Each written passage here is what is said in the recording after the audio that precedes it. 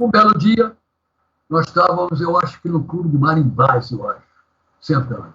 Quando o William me disse, poxa, Alexandre, sabe que eu vi numa revista americana que agora estão começando um novo esporte lá no Havaí. Uns amigos estavam sentados numa mesa lá no bar e fizeram uma aposta para saber quem poderia atravessar a ilha. Não sei qual é a ilha que estão falando. Lá tem várias ilhas, né? Atravessar a ilha com 3 modalidades esportivas: natação, bicicleta e corrida. E começaram a fazer esse esporte lá. Vamos fazer aqui? Falei, vamos.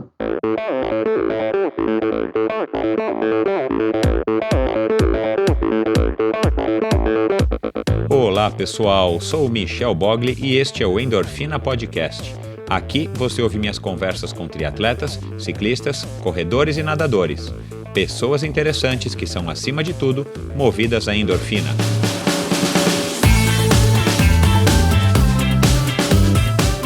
A produtora de áudio Pulsante tratou e finalizou o som deste podcast, um passo importante para o crescimento do Endorfina. Agora, além de ficar tranquilo em relação à qualidade do áudio, tenho muito mais tempo para cuidar do conteúdo e dos meus convidados, é claro.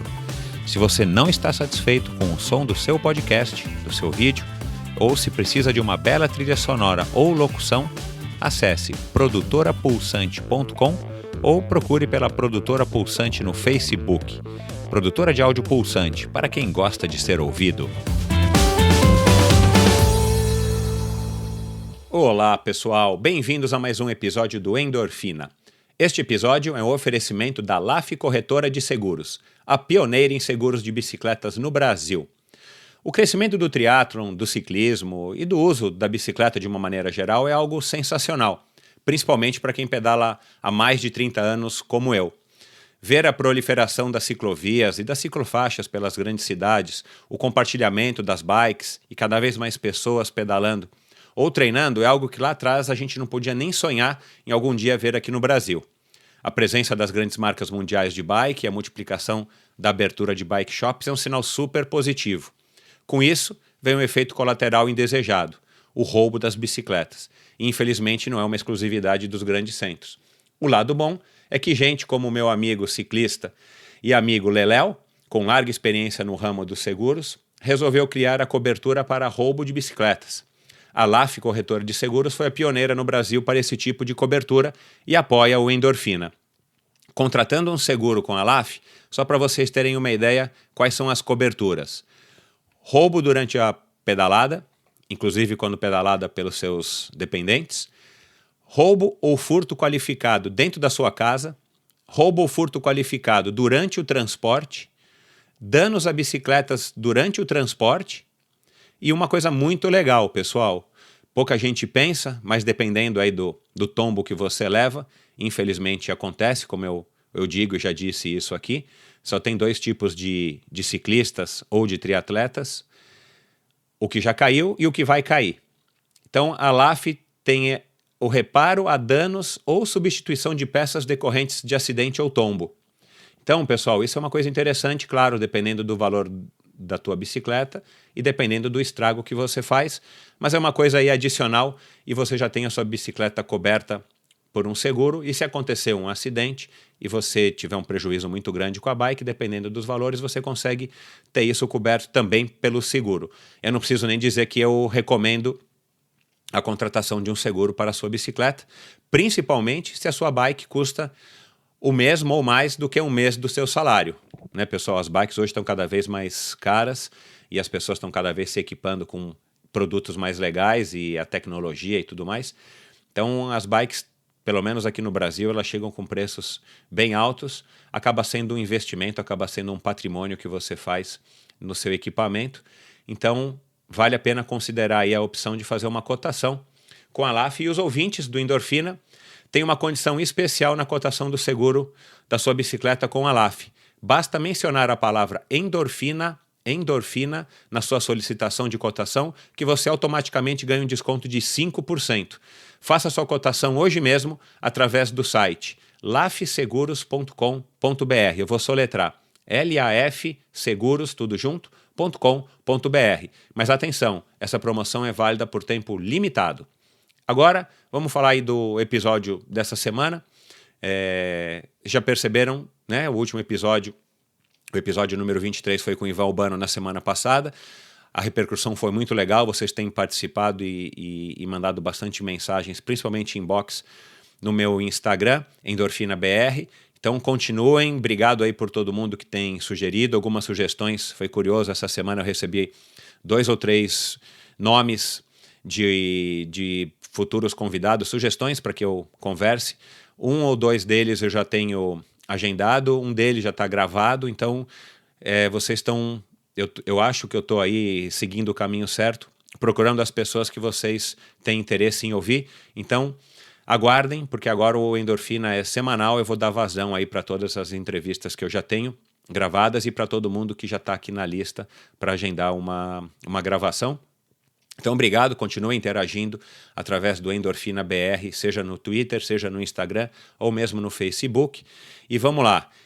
Meu convidado de hoje, vou contar rapidamente aqui a história para vocês, como é que surgiu. Eu, de fato, não conhecia ele, eu nunca tinha ouvido falar nele, mas lá atrás, no ano passado, se não me engano, setembro, por volta de setembro, eu soltei um episódio com os pais do triatlon brasileiro, o José Inácio Werneck e a esposa dele, a Dawn Webb, a inglesa Dawn Webb, e gravei também com a Rebeca, a filha deles, que se tornou triatleta e grande campeã aí no finalzinho dos anos 80 e que hoje mora nos Estados Unidos e trabalha exatamente com triatlon, organizando pequenos eventos, clínicas e vivências para as crianças experimentarem todos os benefícios do esporte, especificamente do triatlon. Mas enfim, eu gravei esse episódio com o José Inácio Werneck, e não poderia deixar de ser, porque um dos meus objetivos aqui no Endorfina é justamente estar recontando a história do triatlon, já que a gente não tem nada formalizado, a gente não tem aqui um banco de dados, a gente não tem nenhum lugar onde recorrer, então eu tomei essa iniciativa e estou tentando cumprir aqui esse papel. E aí recebi alguns feedbacks e tal, o próprio José Inácio, que tem uma coluna, é jornalista, ele tem uma coluna na Gazeta, no site da Gazeta Esportiva, e o Alexandre, meu convidado de hoje, leu a coluna, e na coluna, numa das colunas do Werneck, ele mencionou o Endorfina. O Alexandre leu e me escreveu, entrou no site e resolveu me escrever um e-mail se apresentando e dizendo que o José Inácio Werneck tinha sido de fato a pessoa que conseguiu concretizar e realizar o primeiro triatlon no Brasil, isso em 1982, que foi conhecido como Corrida Alegre, né? Acho que para quem está ouvindo aí desde o começo, quem não ouviu, vai lá e ouça o episódio do José Inácio Werneck. Eu não lembro agora exatamente qual é o número do episódio, mas enfim, ele organizou essa corrida que foi lá no Rio de Janeiro, esse triatlon que foi chamado de Corrida Alegre, e por uma exigência do Exército, ele teve que inverter a ordem dos esportes. Então ele fez natação no Forte de Copacabana, ele fez, ou na Urca, ele fez a corrida e terminou com o ciclismo, chegando aí sim lá no Forte da Urca do Exército, no Rio de Janeiro. Foi o grande Carlos Roberto Dolabella quem ganhou essa prova, mas me escreveu o Alexandre de Médicis que ele, mais o Ilan Kerr e um outro amigo, tinham sido os primeiros triatletas no Brasil. Aí ele escreveu uma história rapidinha aí pelo e-mail, eu li, achei interessante e escrevi para ele, falei: Alexandre, obrigado por ter participado, mas eu queria que você contasse essa história em detalhe para mim e a gente já grava um episódio. E é esse episódio que vocês vão ouvir hoje. Então, para vocês terem uma ideia, o Alexandre hoje está com 84 para 85 anos. Ele foi o primeiro triatleta, junto com o Ilan Kerr e um outro amigo deles. Ele foi o Alexandre, o outro amigo deles, ele foi o primeiro triatleta do Brasil, numa época que não existia triatlon no Brasil. Como é que surgiu isso? Vocês vão ouvir agora no Endorfina. Uma conversa muito legal. O Alexandre é um pernambucano que foi jogador de tênis, ele teve envolvimento. O pai dele foi jogador de tênis, ele foi jogador de tênis quando se mudou para o Rio de Janeiro. Depois ele acabou entrando para natação. Cara, é um senhor aí com com uma cabeça sensacional, com as ideias ainda bem raciocinadas, bem coordenadas na cabeça, e ele conta as histórias daquela época. Ele ajudou a fundar a Corja, ele foi uma das pessoas que iniciou o movimento de corrida de rua no Rio de Janeiro, que o José Inácio Werneck acabou também tendo um papel fundamental, principalmente no que diz respeito às maratonas, a realização das maratonas, também a maratona que viria a se tornar a Maratona do Rio de Janeiro. Ele jogou polo aquático, ele depois foi presidente da Confederação Brasileira de Tênis, isso em 1950 e pouco, pessoal. Então, foi campeão de pesca submarina. Enfim, vale a pena vocês ouvirem a conversa com ele. Foi uma conversa um pouco mais rápida do que o normal, mas com bastante conteúdo, com bastante história e principalmente de um conteúdo histórico para o nosso triatlon, interessantíssimo, já que o Alexandre ele fez parte de um dos 3 primeiros triatletas brasileiros, antes mesmo de que o triatlon houvesse chegado aqui no Brasil através do José Inácio Werneck. Então, espero que vocês curtam, ouçam, espalhem, assinem o Endorfina no iTunes. Muita gente tem feito o seu review, atribuído lá as estrelinhas, pode fazer crítica no iTunes, pode fazer comentários, positivos ou não tão positivos. Coloquem lá as estrelinhas, isso ajuda muito. Assinem ou no Spotify ou no iTunes. Como eu digo toda vez, é gratuito, você não paga nada e você recebe automaticamente, toda semana agora, um episódio do Endorfina no seu smartphone ou no seu computador para você ouvir como, quando e onde quiser. E continuem participando e seguindo e espalhando a palavra do Endorfina, que é assim que vocês colaboram com o meu projeto. Tá certo? Muito obrigado, pessoal. Bons treinos e até a semana que vem. Um abraço. Este pernambucano mudou-se com a família para o Rio de Janeiro em 1939, aos 6 anos de idade. Lá iniciou o tênis. Aos 14 veio a natação e depois o polo aquático. Então, em 1977, já perto dos 40 anos, Alexandre teve participação no movimento de popularização das corridas de rua do Rio de Janeiro. Ao lado do amigo Willen Kerr, fundou a Corja, Corredores de Rua do Rio de Janeiro, que representou um marco no movimento esportivo de rua do Rio e, sem dúvida, do Brasil. Surgiu então, do mesmo Willen Kerr, a grande novidade, o triatlon. Ao lerem uma revista sobre o nascimento do Ironman do Havaí, os 3 amigos Willen, Alexandre e Alberto Francisco resolveram começar a treinar as 3 modalidades do novo esporte. O resto dessa história ele nos contará agora. Seja muito bem-vindo, Alexandre. Para começar, queria te agradecer pelo fato de ter me inscrito, ter procurado, né, depois de ter lido a notícia aí no blog do Werneck, e aceitado participar do Endorfina para que você conte aí a tua versão da história, como é que foi aí o comecinho agora da corrida de rua também, que nos interessa bastante, e do triatlon. Bem-vindo, Alexandre. Muito obrigado. Eu entrei no blog do Werneck e existe sempre uma dúvida sobre quem foram os primeiros que introduziram o triatlon no Brasil. O Werneck realmente foi o homem-chave de todos esses movimentos, não só de triatlon, como também de corrida de rua, maratonas principalmente, maratonas. Porque ele tinha por trás dele, ele era cronista esportivo, ele é advogado, mas é cronista esportivo, e tinha por trás dele o Jornal do Brasil, que na ocasião era o jornal mais forte do Rio de Janeiro, era maior do que o Globo hoje em dia. Então ele tinha o suporte do Jornal do Brasil e conseguia patrocinadores e outros. Essa dúvida é o seguinte, o Werneck foi que introduziu, mas quem, a meu ver, falou pela primeira vez de triatlon no Brasil foi o Willen Kerr. O Willen Kerr também é um pioneiro em esporte no Brasil. Legal, eu quero ver essa história no detalhe, mas vamos começar um pouquinho aí para que as pessoas saibam da onde que surgiu, quem que é o Alexandre de Médicis. Você, como eu disse aqui na introdução, é um pernambucano, se mudou com a família aos 6 anos para o Rio de Janeiro. Conta um pouquinho, como foi seu primeiro contato com o esporte, como é que você começou a praticar esporte? Você me disse agora há pouco que teu pai foi um tenista. Conta um pouquinho aqui da tua infância esportiva em Pernambuco e você depois chegando, né, de uma cidade, entre aspas, pequena, que eu imagino que era Recife naquela época, perto do Rio de Janeiro. Como é que foi esse impacto dessa mudança no comecinho aí dos anos 40? Em Pernambuco eu não tive nenhum contato com o esporte oficial. Meu primeiro contato com o esporte oficial foi aqui no Rio de Janeiro, quando eu vim para o Rio de Janeiro com 6 anos, quando eu já tinha 9 anos, quando nós mudamos de Botafogo para Ipanema e entramos para sócio do Caiçaras. Eu comecei a jogar tênis pelo Caiçaras e então me filiei à Federação de Tênis, na Federação de Tênis do Rio de Janeiro, participei de campeonatos, inclusive fui campeão carioca infanto juvenil numa taça chamada Henrique Dosot, que era uma taça com jogos infantis, juvenis e juvenil misto também.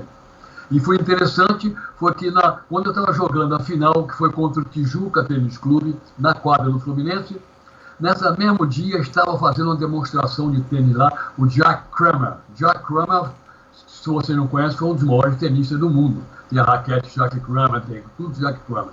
Aí, de repente, eu olho para cima, a quadra lá embaixo, tinha um bar em cima. Eu olho para cima, quem está olhando e vendo o meu jogo? Não sei se interessado ou não, era o Jack Kramer.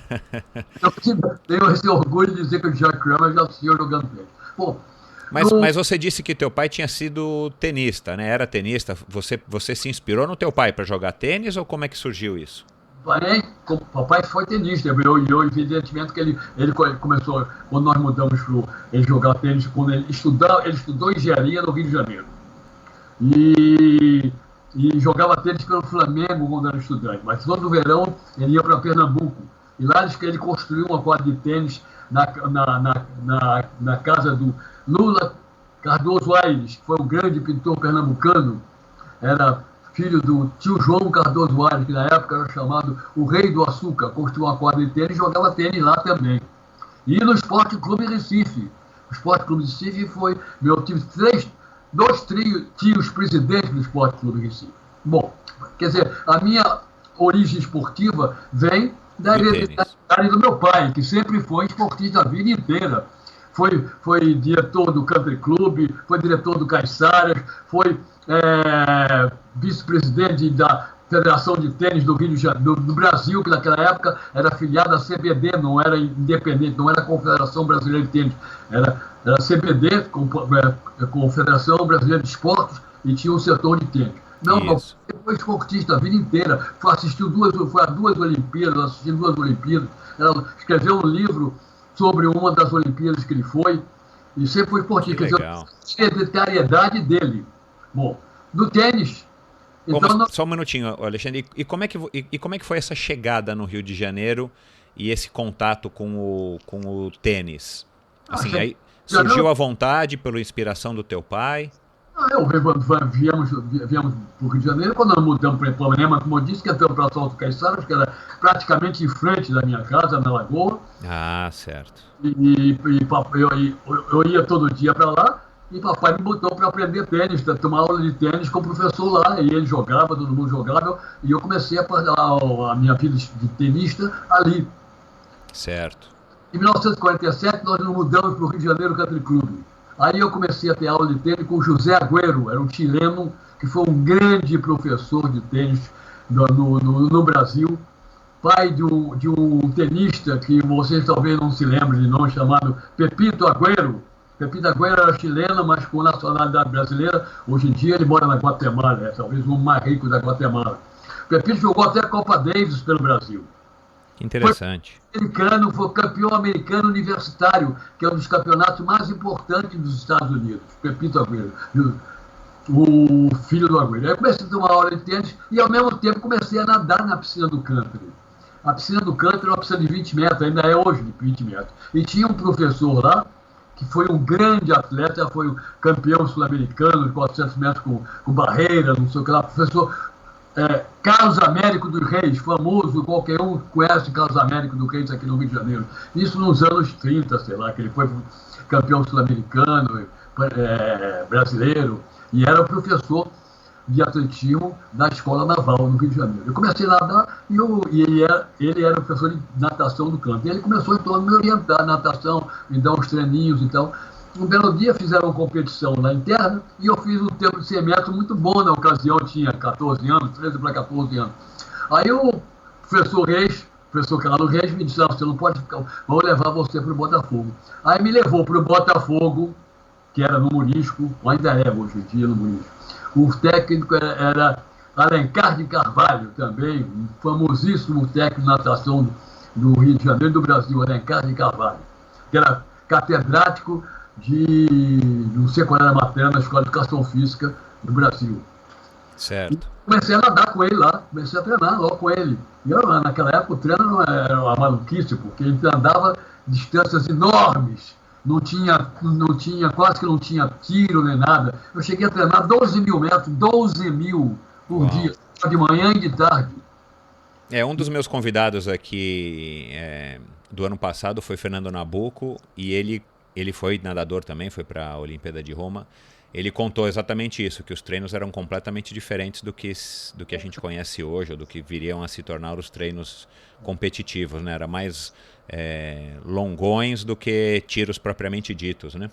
Eu conheço muito o Fernando Nabuco, nós fizemos vários triatlons juntos. Fernando participou do primeiro triatlon que teve, primeiro triatlon oficial, porque antes teve aquele Funk Triatlon, que era natação, corrida e bicicleta invertida. O primeiro triatlon ele participou. Claro, ele contou aqui. A lancha dele, de vez em quando, vinha para cá, não me lembro como se chamava a lancha dele, uma lancha grande, um iate enorme. E servia de gato, servia de boia para os triatlons lá em Barra de Guaratiba. Exatamente. Mas, bom, vamos voltar um pouquinho então ainda, antes da gente falar do triatlon, que é o nosso maior interesse aqui, a corrida e o triatlon. E depois você começou a nadar bem e tal, e como é que surgiu então aí o polo aquático? Eu também fui jogador de polo aquático, né? Joguei durante 5 anos, entre 83 e 88, e é um esporte muito legal. Polo aquático é uma consequência da natação. Isso, não sei se hoje em dia, eu acho que é de pouco diferente, mas naquela época todos os jogadores, praticamente todos os jogadores de polo aquático eram ex-nadadores ou eram concomitantemente nadadores e jogadores de waterpolo.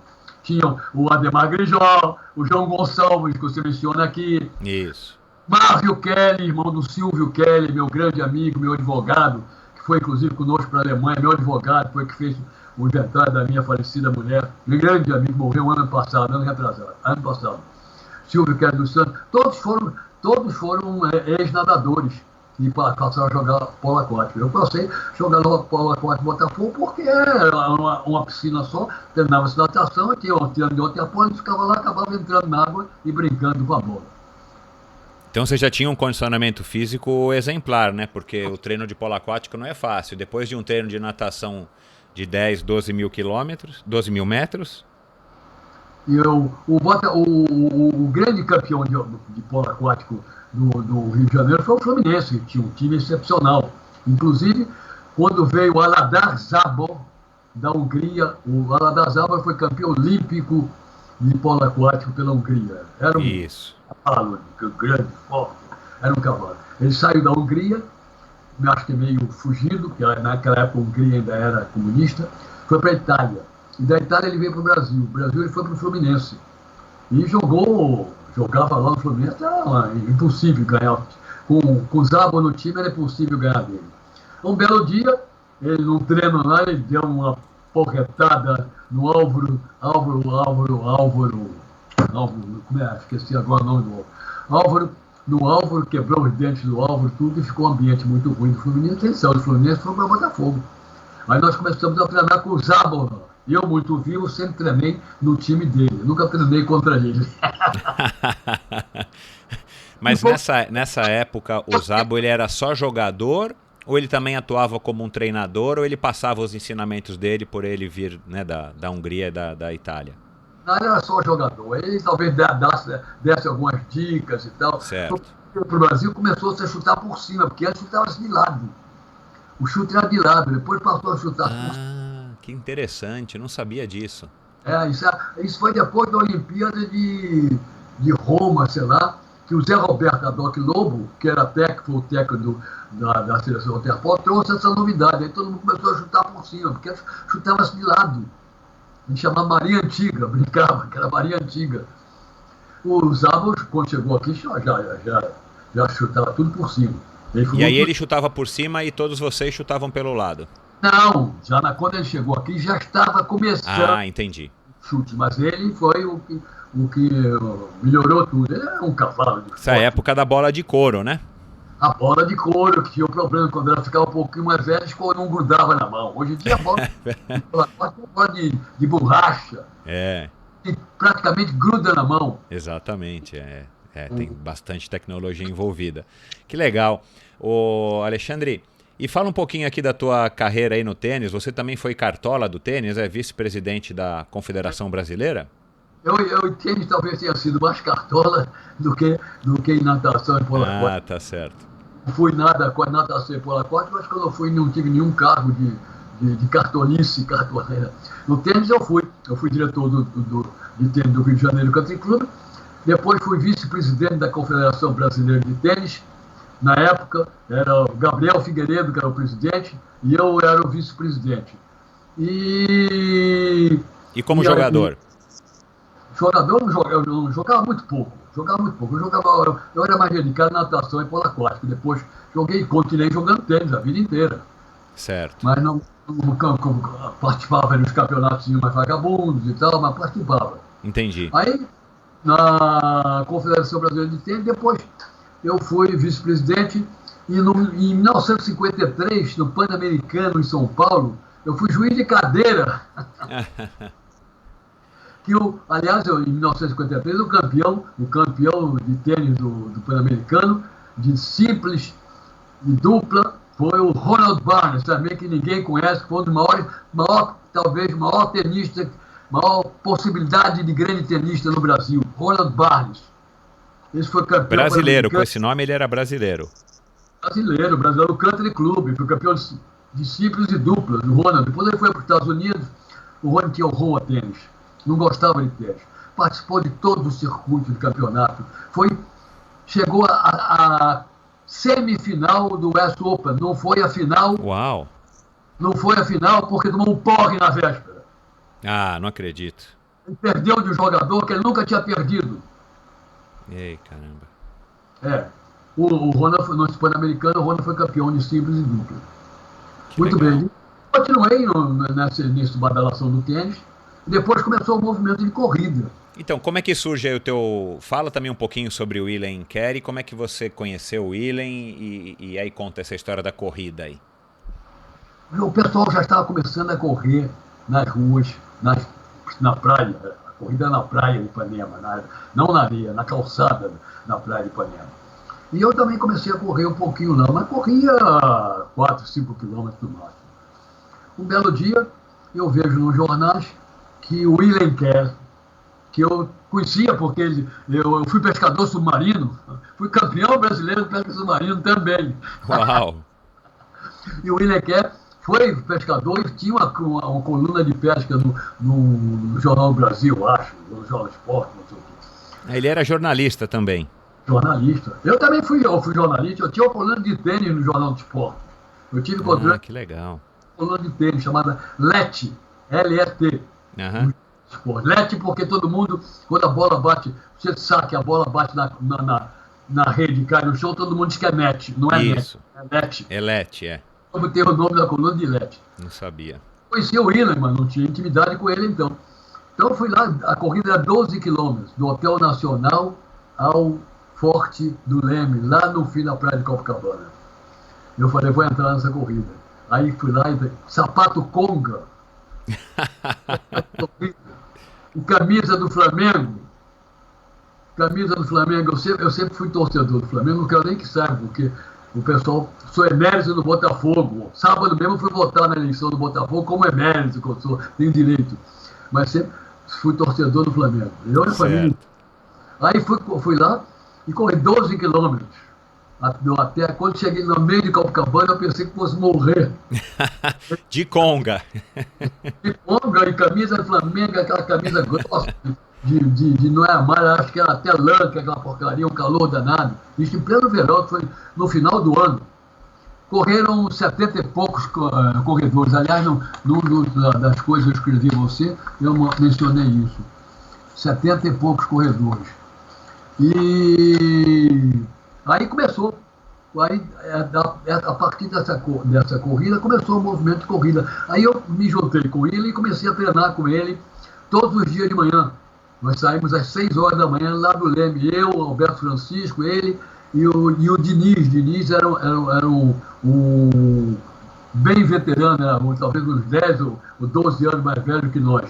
Corria, nós corríamos, aí passamos a correr 8, 10, aí foi aumentando, aí apareceu o pessoal. Vocês saíam para correr essa distância e corriam mais ou menos no mesmo ritmo, ou tinha alguma variação de ritmo? Como é que era esse treino?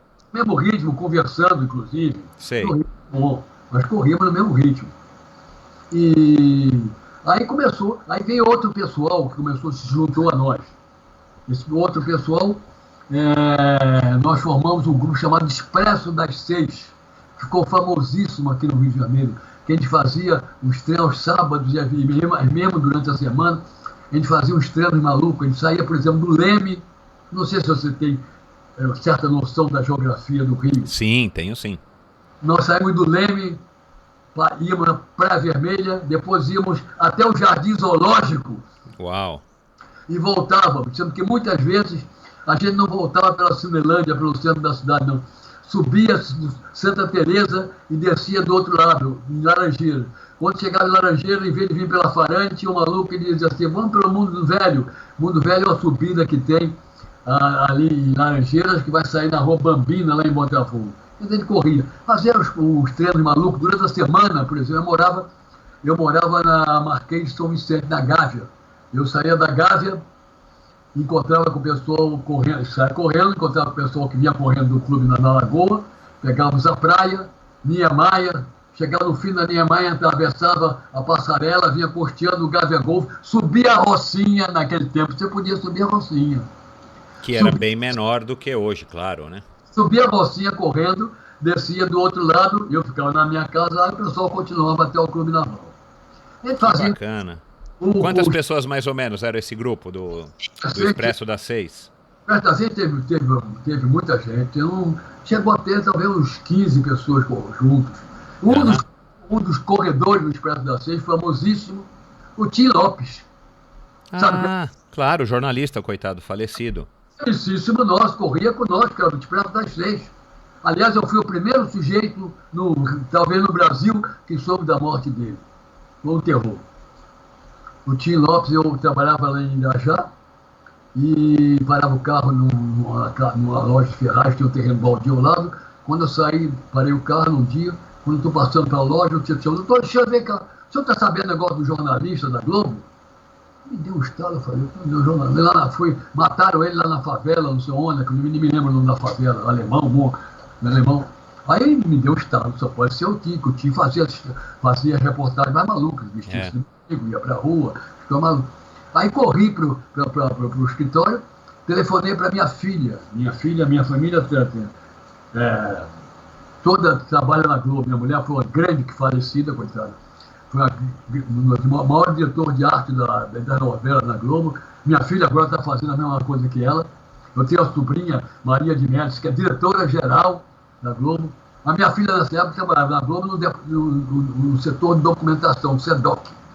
E o Tim vivia em contato com ela para pegar dados, que lá eles tinham um arquivo todo isso. Aí eu liguei para a minha filha, eu chamo Nininha Médici, a Ana Cristina, mas é a Nininha. Você está sabendo alguma coisa do Tim? Eu disse, não, papai, ele não apareceu ontem, isso foi numa terça-feira. Ele não apareceu ontem aqui, o pessoal está procurando ele. Falei, diz para não procurar mais que o Tim está morto. Tá como? O Tim era teve vários, o Marco de Moraes, que foi um dos maiores cirurgiões do Brasil, foi presidente da Academia Brasileira de Medicina, etc., do Expresso das 6. Luiz Matias, um grande ginecologista, também foi do Expresso das 6. Teve muita gente boa no Expresso das 6. O Expresso das 6 ficou famoso, nós correndo isso. E aí ainda não tinha corrida de rua nessa época. Foi o William que fez essa primeira, pelo menos não no Rio de Janeiro. O Expresso das 6 foi depois. O Expresso começou no fim da vida do William e já tinha corrida de rua. Foi o apogeu do Expresso, o William já tinha morrido. Entendi. O William nós fundamos a Corja. Isso, fala um pouquinho aí da Corja pra gente. Todo mundo concorria junto, um monte de gente junto, e resolvemos fazer uma sociedade, uma associação. Então resolvemos fundar um clube de corridas, e o nome que veio foi Corja, Corredores de Rua do Rio de Janeiro. E qual que era o objetivo do clube nessa época? Era organizar eventos ou simplesmente reunir as pessoas que gostavam de correr? Não, organizar eventos, participar de eventos, tudo isso, promover eventos. Foi isso. O William foi o primeiro. A Corja, por exemplo, fez a primeira corrida da ponte de Niterói. Rio-Niterói. Ai, que legal. O William era presidente e eu era vice-presidente. Isso foi uma tragédia horrível. Por quê? Porque um trabalho danado, naquela época não tinha computador, era tudo feito à mão. Nosso escritório era na Rua Visconde Pirajá, e era tudo feito à mão, e começou a dar bagunça, o pessoal reclamava da inscrição, todo mundo querendo correr a corrida da ponte, era a primeira corrida da ponte. E o belo William lá trabalhando para a burra, Alberto Francisco Matos, deu menos do que eles dois. Mas um belo dia, eu telefono para lá, eu passei lá, cadê o William? O William ontem foi para casa, estava muito cansado, foi dormir. Dormiu a vida inteira. Ele foi para casa, estou na farmácia, comprou uns remédios de dormir muito vagabundo, e passou numa loja de Ferraz, comprou aquela fita que na Globo eles chamam fita banana. Sim, dupla face com, né, um gordinho assim. Aí foi para casa, tomou o remédio, botou fita em todas as janelas, uma toalha molhada por baixo da porta de entrada da casa, escreveu o William, que era um cara inteligente para burro, preparado, e tudo isso, escreveu um bilhete ridículo para o Rômulo Arantes, que ele estava fazendo uma parceria com o Rômulo para escrever com o Rominho, para escrever um livro também sobre natação, alguma coisa com o Rominho. Escreveu um bilhete ridículo e morreu. Aí o Alberto Francisco não achou ele, telefonou para a namorada dele e disse assim: cadê o William? Eu disse: não sei, o William está teclado. Vai lá, bate na porta, chama ele. Ele não apareceu hoje aqui na Corja. Aí daqui a pouco ela telefonou, se bati, ninguém respondia, mas sentia um cheiro esquisito. Aí o Alberto Francisco largou tudo na Corja, saiu correndo lá para o Leme, ele morava no Leme. Quando chegou lá, ele olhou por baixo da porta, viu a toalha por baixo da porta, aí chamou a polícia. Estava o William morto, nas vésperas da corrida da ponte. Eu ia correr, e corri. E tive que assumir também a organização final da corrida, né? Que coisa. E o William, poucos dias antes da morte dele, ele tinha estado lá na minha casa, lá na Marquês de São Vicente, porque, como eu te disse, a minha mulher era diretora de arte de novela. E ela estava fazendo um seriado, eu acho, com o Fagundes. E o Fagundes era fotógrafo. Não sei se você sabe, o William foi, durante uma certa época, um dos 10 maiores fotógrafos do mundo. Ele era um grande fotógrafo. O William fazia tudo. Com esse nome, ele era brasileiro ou ele... Era brasileiro. O William quer, não sei qual é a origem dele. Aham. E morou na Europa há muito tempo. Então ele foi lá em casa, minha mulher chamou ele para ir lá em casa para ensinar a ela como segurava na máquina, como pensava, como agia o fotógrafo, para ela ensinar tudo ao Fagundes. Sabe quem é o Fagundes, né? Ator da novela. Sim, Antônio Fagundes. Antônio Fagundes. Muito bem. Eu, quando cheguei de noite, a minha mulher disse assim: Alexandre, teu amigo é um jeito formidável, espetacular, ele tem um medo danado de ficar velho. Foi uma das últimas coisas que eu vi a respeito do William, foi esse comentário da Cristina. Entendi. Bom, aí depois... Bom, aí como é que ele te apresentou? Aí, bom, você falou da Corja, falou dessa primeira corrida, aí já tinha outras pessoas organizando corridas depois dessa primeira do William? Tinha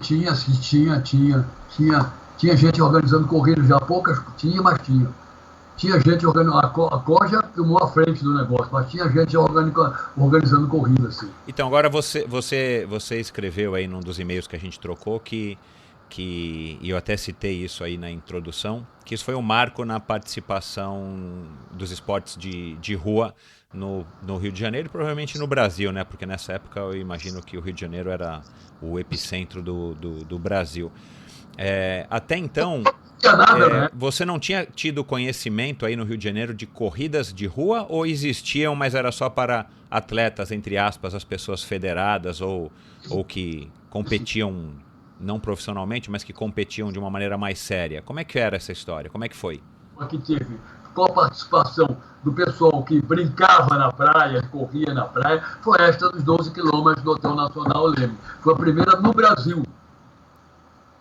Porque até então as corridas que existiam eram para atletas, entre aspas. Estava na praia, corria de manhã cedo, às 6 horas da manhã, tinham 10 ou 12 pessoas correndo, só isso, não tinha mais do que isso não, correndo por Ipanema e Copacabana, nem sei, também alguma coisa. E depois que houve essa corrida, aí começou a pessoa a treinar mais, treinar para competir, começou a aparecer corridas e foi embora. Entendi. Eu estava sempre com o William Kerr, você viu, que ele era vice-presidente da Costa, quando nós fundamos a Costa, além de correr com ele todo dia. Um belo dia, nós estávamos, eu acho que no clube de Marimbás, eu acho, sentado. Quando o William me disse, poxa, Alexandre, sabe que eu vi numa revista americana que agora estão começando um novo esporte lá no Havaí. Uns amigos estavam sentados numa mesa lá no bar e fizeram uma aposta para saber quem poderia atravessar a ilha. Não sei qual é a ilha que estão falando. Já tem várias ilhas, né? Atravessar a ilha com 3 modalidades esportivas: natação, bicicleta e corrida. E começaram a fazer esse esporte lá. Vamos fazer aqui? Falei, vamos. Aí saímos, o Alberto Francisco e o William compraram bicicletas importadas, se eu não me engano, o Alberto até comprou 2, e eu estava numa Caloi 10. Aí começamos a pedalar, depois da corrida, ou antes da corrida, ou dias alternados, sei lá, a gente pedalava, começamos a pedalar e vinha até a Barra da Tijuca, lá de Copacabana até a Barra da Tijuca, pedalar, e com a ideia de começar a introduzir o esporte no Brasil. Aí tivemos a ideia de fazer a primeira competição em volta da Lagoa, com a participação da natação na piscina do Flamengo. A gente tinha contato do Flamengo, eu sou proprietário do Flamengo, o William também tinha. O William tinha contato com tudo que é canto. O William era amigo do Carlos Coutinho, era padrinho dele. Bom, e vocês acharam que poderia ter sucesso aqui no Rio de Janeiro? Assim, poderia ser uma coisa que daria certo no Rio de Janeiro, é isso? É. O Carlos Coutinho, inclusive, morreu no mesmo dia que o William. No mesmo dia. Gozado, eram amicíssimos. Bom, então resolvemos fazer natação. Vamos fazer natação na piscina do Flamengo. Depois a gente faz umas voltas de bicicleta em volta da Lagoa e a corrida também em volta da Lagoa. E a ideia continuou e tentamos, mas nós não tínhamos estrutura para isso. Foi aí que apareceu o Werneck, com toda a estrutura do Jornal do Brasil, de patrocinadores, etc., por trás, que começou o movimento de teatro no Brasil.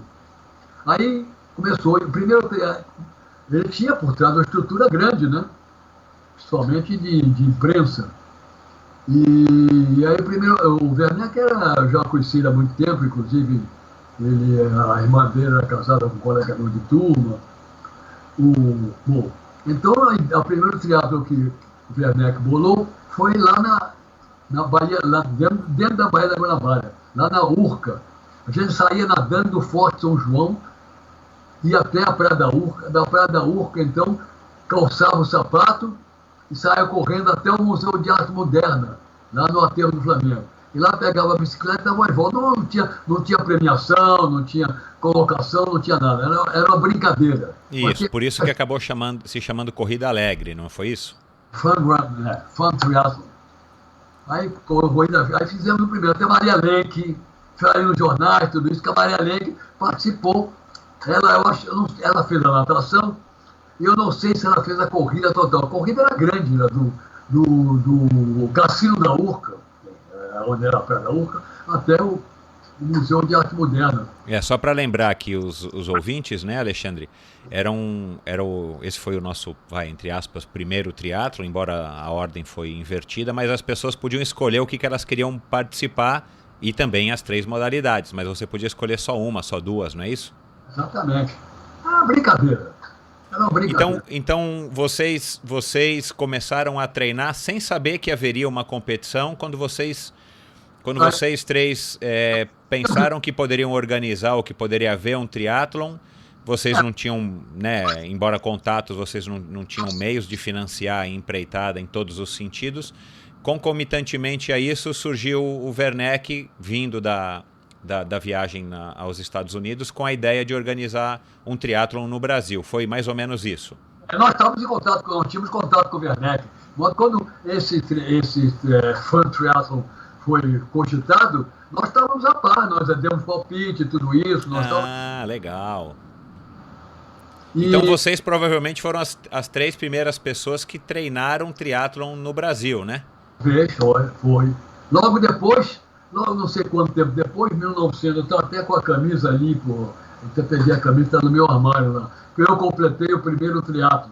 Aí teve o primeiro triatlon, que foi um triatlon oficial. Natação, bicicleta e corrida. Isso, em 83, que foi patrocinado pelo Café do Brasil. Foi exatamente. Eu não sei se você quer ver na câmera aí, eu pegava a camisa lá. Já separei e esqueci de pegar. Não, depois você me manda uma foto que a gente publica. Essa vai ser inédita, a gente publica nas nossas redes sociais, sim, eu quero ver, com certeza. E como é que foi essa primeira competição tua na Corrida Alegre? O Willen participou e o Willen já tinha morrido nessa ocasião. Ah, entendi. Ele só chegou a treinar um pouco e nesse meio tempo ele acabou falecendo. Tem um intervalo grande entre a morte dele e esse primeiro triatlo. Aí esse primeiro triatlo foi dentro da Bahia, na Praia do Flamengo. Você nadava, não sei quantos metros, era 1000 metros, mas estava mal demarcado, teve gente que nadou 500 metros, teve gente que nadou 700, ele nadou 1000. Quando você chegava na praia, uma cabine para você mudar de roupa. Claro. O Alberto correu essa prova? Participou? Quem? O Alberto Francisco. Não, o Alberto Francisco não sabia nadar. Ah, entendi. Ele só pedalava e corria com vocês, ele não nadou. Se foi indevidamente, que ele me emprestou a bicicleta importada dele. Ah, que bom. Legal. E depois você continuou. Você gostou do triatlon, né? Você colocou finalmente em teste o que você havia treinado. Quem ganhou essa corrida foi o Marcos Ripper. E o Fernando Nabuco ganhou na categoria dele. E eu ganhei na minha categoria. Eu acho que eu era uma categoria acima do Fernando Nabuco. Não, quem ganhou em 82 foi o Dolabella. Em 83 foi o Roger de Moraes, que também já esteve aqui conosco. Eu acho que não sei se foi o River ou foi o Dolabella, esse primeiro da Praia do Flamengo? Eu acho que foi o Dolabella. Eu ainda não consegui conversar com o Dolabella, ele vem aqui em breve, mas eu acho que o primeiro Corrida Alegre foi o Dolabella e o segundo foi o Roger. Agora eu posso estar confuso, não sei se foi o Ripper. O Ripper participou da organização e eu acho que ele foi segundo lugar, se eu não me engano. Já foi oficial. Depois disso, aí começamos a fazer os triatlos saindo de Barra de Guaratiba. Que eram sensacionais, né? Eu cheguei a correr alguns desses. Era uma parada, porque tinha subida para burro. Exato. Bicicleta era um terror. Você subia, saia de Barra de Guaratiba, subia ali para chegar na Barra, depois pegava a subida lá para Grota Funda, subia na Grota Funda, depois tinha a subida lá para Grumari. Era uma subida, eu vi neguinho chegar lá em cima, desmaiar, falta de oxigenação. Cai duro na bicicleta. Ô Alexandre, e você sempre teve mais facilidade na natação ou você chegou a equilibrar aí as modalidades? Como é que eram seus desempenho? Como é que era seu desempenho no triatlon? Sempre fui bem na natação. Bicicleta bem, a corrida que era mais difícil. Eu também não era tão ruim, porque eu corria constantemente, não estava tão ruim assim na corrida, mas fui bem. E como é que eram os treinos? Você treinava com outras pessoas? Como é que estava a essa altura o Expresso das 6? Os treinos eram aí continuava o Expresso das 6. Continuava fazendo os treinos malucos do Expresso das 6. Mas não tinha treino, não tinha intervalo treino, não tinha nada. A gente corria distâncias. Corria, vamos hoje até o Corcovado correndo. Vamos de bicicleta até não sei aonde. Era assim. Não tinha treino específico, não. Entendi. E todas as pessoas que treinavam para triatlon aí nesse grupo, ou no grupo que você se encontrava, elas conseguiam concluir a prova, essas provas sem problemas, né? Via de regra. O único que fazia triatlo era eu. Entendi. Era só eu. Agora por que isso? Você lembra o que as pessoas diziam ou achavam? Achavam que era maluquice ou, enfim, simplesmente não tinham interesse? Por que só você que praticava triatlon do grupo? O que pega muito no triatlo é a parte da natação, né? É verdade. Tem que nadar bem para rodar, ou pelo menos regularmente bem, para poder fazer o triatlo. O pessoal não era ligado muito à natação. Porque para entrar no mar e enfrentar um mar para nadar realmente não é a coisa mais simples ou mais fácil do mundo, né? A bicicleta, por exemplo, tem que ter uma boa bicicleta. Eu depois que parei de usar a bicicleta do Roberto Francisco, eu viajava muito a trabalho. Eu mostrei a você, eu disse aí quantos países do mundo eu já corri treinando, era uma maluquice. Corri tudo só países exóticos, quer dizer, muitos países exóticos, né? Zimbábue, Zâmbia. Eu trabalhava em Gesa, vendia urutu, cascavel, jararaca. Que legal! Então a gente ia para a África lá, estava no Zimbábue, Mugabe, eu tive pessoalmente com esse Mugabe que largou agora depois de 37 anos, tive com ele pessoalmente, levando as promissórias para a cidade. Vendeu 90 blindados cascavéis, 4.000 fuzis no Zimbábue. Então eu viajava muito pela África, ali fui na Austrália, Estados Unidos, e depois também trabalhando na parte de pavimentação, eu andei aqui na Colômbia, Venezuela, Peru. E todos esses países você dava um jeito de dar uma treinadinha de corrida? Corria todo dia. Aliás, tem um caso muito gozado. Eu corria a maratona em Nova York, né? Fiz 3 horas e 41, se eu não me engano. Que legal. Que ano você lembra? Tinha 50 anos. Botou aqui a fotografia, está aqui em frente. Vou dizer um minutinho. Deixa eu ver, cadê a fotografia? Tá ali. Tá aqui, bem aqui em frente. Deixa eu pegar um instantinho. Ai, cara, eu não posso andar mais. Você lembra o ano, Alexandre? O ano? Tem aí anotada na foto? Não, na foto não tem o ano. Fez New York. Eu acho que foi em 1900. Eu fiz 50 anos. Deve ser 1983. 1983, que eu fiz 50 anos na véspera. Tem até a fotografia cruzando com 3 horas 41 e 33. Que legal. Não fiz menos, porque quando chegou no quilômetro 32, me deu quando eu olhei o relógio, disse, vou fazer menos 3 horas e 30, aí me deu medo, deu uma freada. Eu corri com a camisa do Flamengo e a camisa do Expresso das 6 por cima da camisa do Flamengo. Tá aqui a fotografia. Que legal. Depois manda para eu publicar, que essa vai ser histórica também. O Alexandre, conta a história legal, né? Aí você continuou praticando triatlon, você disse, até mais ou menos 1990, foi isso? Porque teatro, além do teatro de Guaratiba, teve outros teatros, teatro de Niterói, isso. Búzios. Eu sempre ganhava na minha categoria. Que legal. E tem uma prova que mais te marcou aí de todas essas? Foi a primeira? Teve alguma prova aí que mais te marcou? Tem, a prova que marcou todo mundo, não só a mim, não. Foi o famoso triatlo Pinguim. Opa, esse eu não conheço. Como é que foi o triatlon Pinguim? No que eu mandei a história para você, eu contei do triatlo Pinguim. O triatlo Pinguim foi lá em Guaratiba. Era um triatlo grande, era para ser 2.000 metros de natação, 78 quilômetros de bicicleta e 21 quilômetros de corrida. Sendo que o trecho da corrida era subindo o Juá e chegando no Leme. Também era aquele terror de grumaria, aqueles troços tudo. Muito bem. Eu passei a semana toda no Zimbábue. Então não tinha bicicleta lá. Eu corria todo dia lá no Zimbábue. E na casa que eu estava na casa de um rapaz que morava lá, que era nosso funcionário da Ingese, morava lá. Ele tinha uma piscinazinha de 10 metros. Água gelada, gelada, gelada. E eu caía na água lá, fazia 2, 3 vezes a piscina, tomava um banho de água gelada. Bom, cheguei aqui no Que ano foi isso, hein, Alexandre? Você se recorda? Hein? Qual foi o ano da prova do triatlon Pinguim? Não me lembro não. Não me lembro, não. Sinceramente, eu não... E por que teve esse nome? Porque quando nós chegamos, chegamos lá em Barra de Guaratiba, a água, não existia roupa de borracha, né?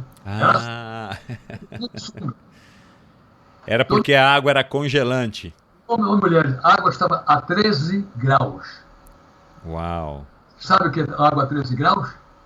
Não, eu acho que eu já nadei perto disso, mas em piscina, né? Que é outra história também. Mas minha piscina eu nunca vi com 13 graus, não. Nunca vi. 13 graus estava a água. E ela estava a 2 quilômetros, sendo que o barco, acho que era Princesa o nome do barco, do Fernando Nabuco, que fazia a boia de retorno, ficou, em vez de ficar a 1.000 metros da praia, para fazer 2.000 metros, ficou a 1.200, sei lá.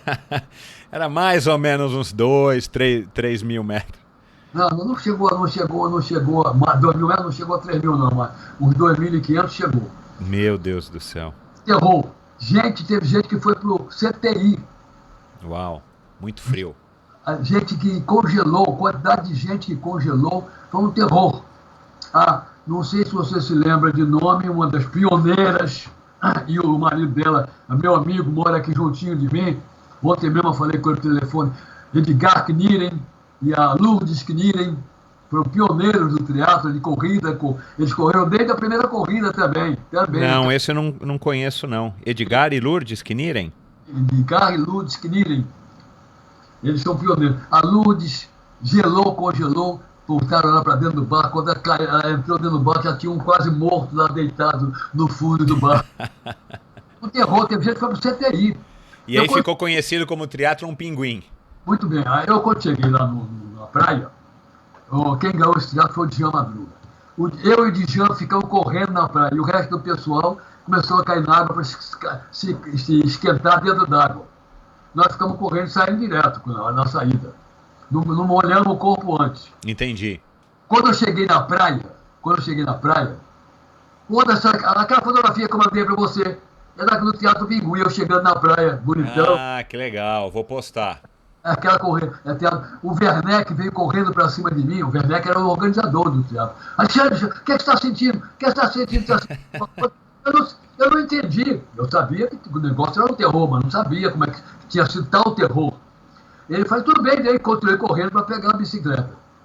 E esse teatro foi um teatro grande, né? Porque depois tinha o percurso de bicicleta, era quase 90 quilômetros, era quase meio Ironman. Quase que o meio Ironman mesmo. Então, esse foi o que mais te marcou e que provavelmente marcou muita gente, né? Foi um terror. Tem o Aldo Manfroy, que era um veterano, que era um craque de triatlo. Isso, é. Não sei se lembra do nome desse nome. Aldo. Claro. Inclusive correu, eu acho que ganhou a categoria dele no Ironman lá no Havaí. Exatamente, ele foi um grande campeão, saudoso Aldo. Teve um livro escrito com a história dele. Aldo foi pro CTI. Nem terminou, evidentemente não terminou a prova de natação. Foi um terror. Essa marcou tudo por causa disso, marcou a mim e a todo mundo.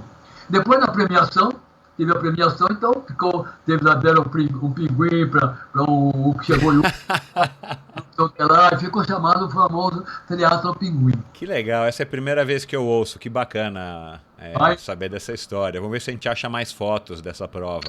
Outra história gozada do triatlon. Uma vez eu estou chegando para um triatlon lá em Guaratiba, parei meu carro atrás de um outro carro. Nisso o rapaz salta do carro, o rapaz do carro da frente salta, e abre a mala dele para pegar a bicicleta. Quando ele abriu a mala dele, era um carro de Niterói. Cheio de Niterói. Quando ele abriu a mala do carro, esqueci minha bicicleta. Tinha esquecido a bicicleta. Excelente. Em Niterói. Eita, nós. Imagine só, não tinha possibilidade, né? Porque esquecer a sapatilha ou esquecer o capacete, a gente até ainda vê isso de vez em quando, né? Agora esquecer a bicicleta é espetacular. Sai de Guaratiba para Niterói é 3 horas, para ir voltar. Bom, coitado, não competiu, né? Ou será que ele ainda conseguiu uma bicicleta emprestada? Não sei, se realmente eu não sei. Essa me marcou muito, esqueci minha bicicleta. Legal. Ô, Alexandre, Pode falar. de biatlo, não sei o que lá, natação e corrida, bicicleta e corrida, teve vários aqui também nesse sentido. Né? Natação e bicicleta, fizemos vários aqui também. Aliás, a gente discutiu isso outro dia também com um convidado que eu tive aqui, o Antônio Mansur, que foi campeão mundial de aquathlon, que depois isso mudou para aquathlon, né? Esses biatlons e duatlons foram mudando de nome, mas é uma porta de entrada interessante justamente porque você pode eliminar o ciclismo ou você pode eliminar a natação, né? Então acaba sendo mais atrativo para um número maior de pessoas. Agora me diz uma coisa, depois de tantos anos, né, que você vivenciou e experimentou essas histórias que você está contando, você viu o esporte crescer e se desenvolver ao nível que a gente está hoje, né? Você sabe que aqui no Brasil agora a gente tem algumas provas oficiais do Ironman. O Ironman cresceu, virou aquela indústria que agora, né, no ano passado, se eu não me engano, ano retrasado, os chineses compraram por não sei quantos milhões de dólares e tal. Naquela época, quando você estava lá com o Ilen, quando você participou dessas provas, desde a Corrida Alegre, o Triatlon Pinguim, você não tinha nem ideia de que o esporte iria crescer da maneira como cresceu, claro, né? Exatamente. Eu, por exemplo, cheguei a começar a treinar para ir fazer o Ironman no Havaí, porque na época não tinha Ironman completo aqui. Isso, O primeiro foi do Rio de Janeiro, né? Que acho que foi o Djan que organizou. Natação, que é o Ironman completo, o Ironman 4, natação e 180 e 42. Muito bem. Eu cheguei a treinar, mas era no Havaí, só tinha no Havaí. Então eu acabei não indo. Né?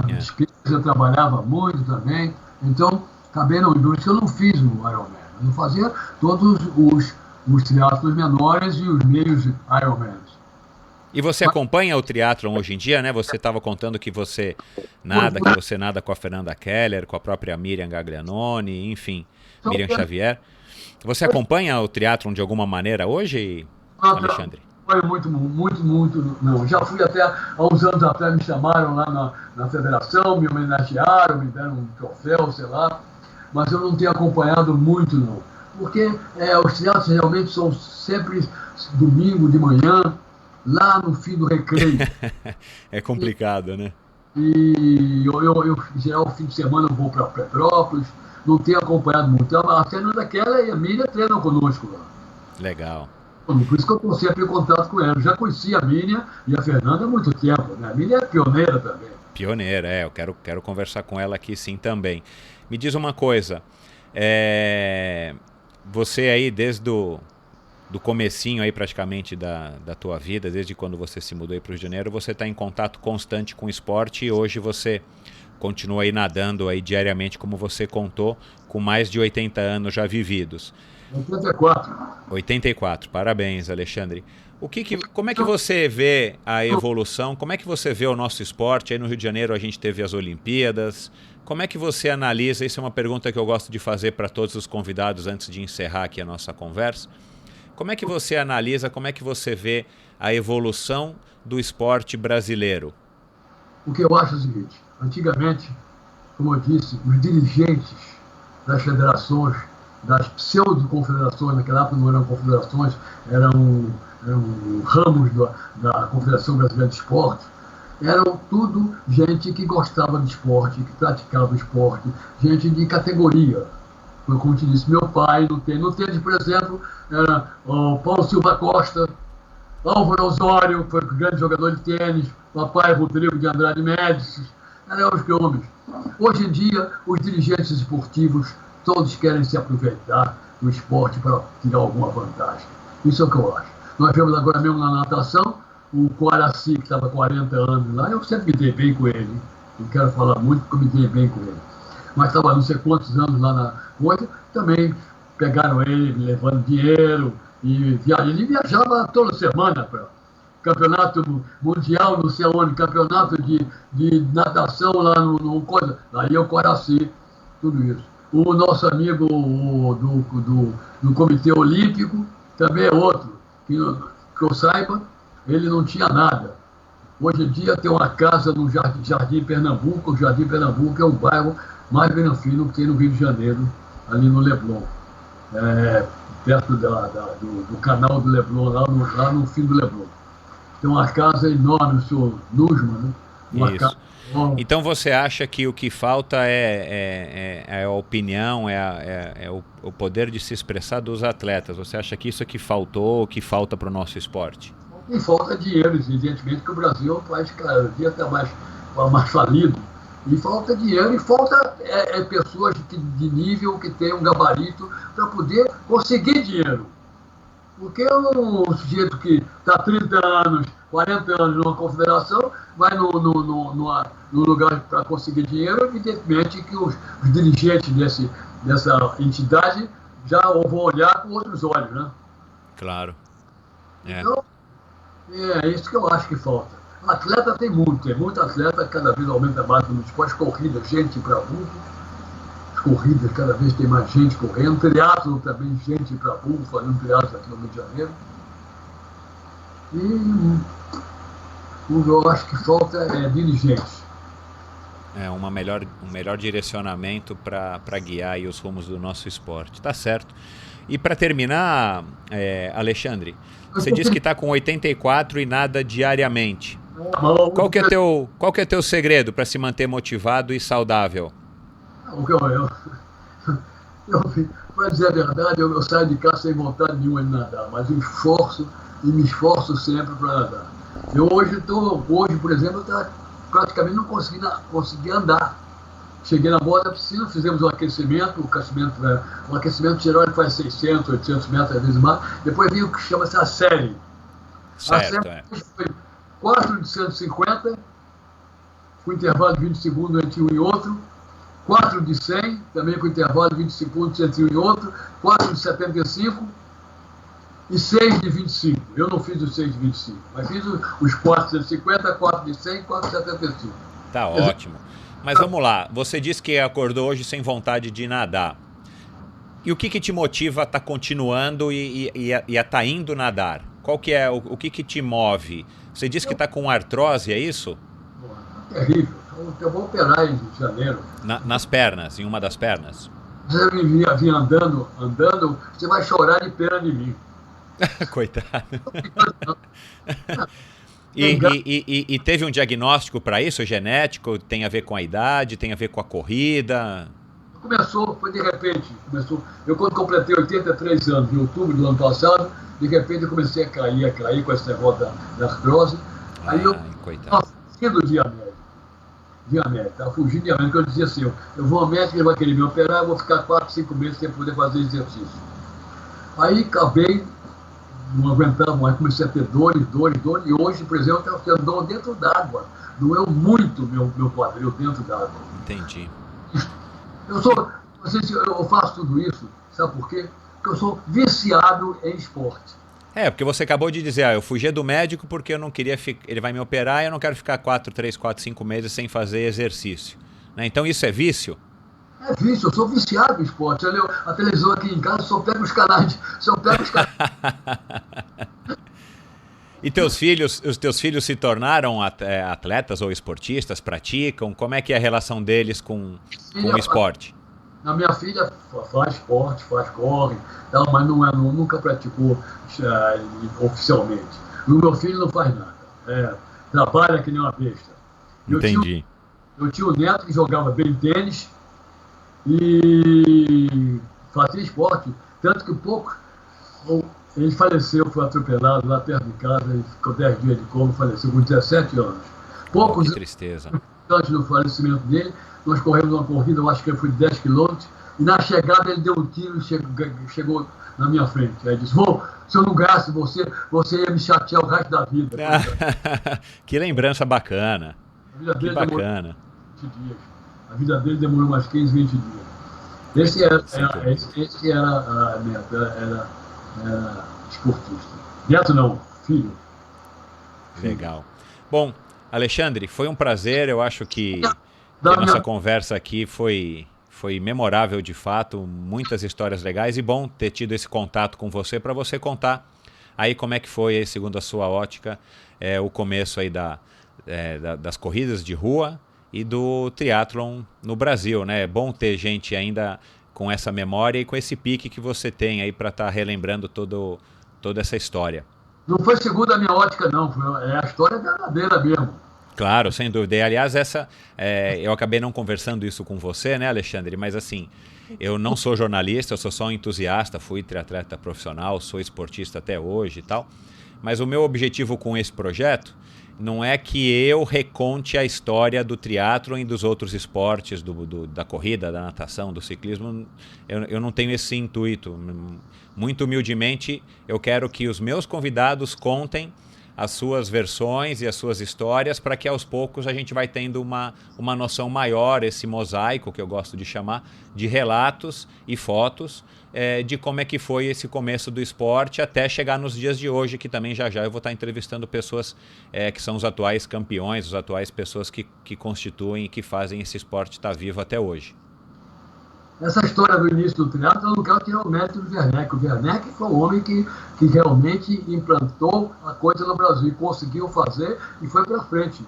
Ele, e teve a mulher dele, a Dawn, que foi uma grande... né? Continuou até hoje. Agora mesmo no Mundial em Amsterdã, agora 2 meses atrás, a Dawn levou um tombo na parte da corrida, se arrebentou todo, levantou, conseguiu chegar, e cruzou a linha de chegada e foi para o hospital. Então, ela é uma grande heroína, participou aqui também junto com o Inácio da nossa entrevista. Ela veio com passaporte brasileiro e agora passaporte americano. Tem trinacionalidade. Exatamente. Na minha vida universitária, eu ganhei tudo, pô. Fui tricampeão brasileiro de natação, fui bicampeão de waterpolo, fui à Alemanha nos Jogos Universitários Mundiais. A equipe era Silvio Kelly dos Santos, Arambo Gossian, Hilo Monteiro da Fonseca, Ricardo Capanema, que morreu, Silvio morreu também. Flávio Heleno Pasto Figueiredo, José Luiz Mendes Ripper e eu. Éramos 7 da equipe de natação que fomos à Alemanha, em Dortmund, primeiros Jogos Universitários que o Brasil participou. Uau, essa história é legal também, né? A coisa lá, o Hilo ganhou prova de costa, revezamento, Copa do Centro tirou o 2º lugar, e tem mais prova, ganhou muita coisa. E o triatlo aqui já teve...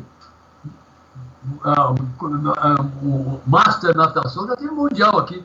No Mundial que teve aqui de Master Natação, teve uma prova que foi posto 6, leme, ida e volta, natação. Eu ganhei medalha. Que legal. Quantos quilômetros? Hoje, praticamente, a praia de Copacabana, fazendo a curva, dá um pouco mais de 8. Eu acho, tirando uma reta assim, talvez dê uns 8, 7 e tantos quilômetros. Bacana. Legal, Alexandre. Foi um prazer. Obrigado aí por ter topado participar da conversa. É sempre um prazer conversar aí com pessoas com tanta experiência e principalmente com tantas histórias legais como você. Tá bom. Qualquer coisa, depois você me avisa quando ele vai pro ar, essas coisas todas, como é que é, tá? Tá, aviso sim, pode deixar. Dá um abraço ao Alexandre Ribeiro, comandante. Tá, pode deixar que eu mando sim. Um grande abraço, obrigado, bom dia.